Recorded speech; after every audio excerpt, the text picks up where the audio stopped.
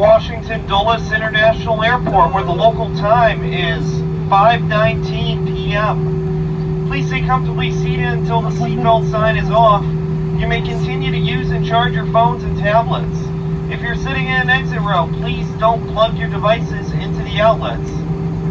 Don't forget to check your seat back pocket and area around your seat to make sure you have all your belongings, and be careful when opening overhead bins.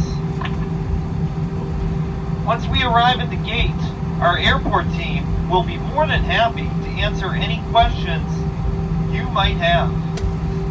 Any checked luggage may be retrieved from Baggage Carousel 1. We also have multiple customers with very tight connections to their next flight. If Washington Dulles is your final destination, or you're not in a hurry, we ask that you please remain seated and let the connectors pass first.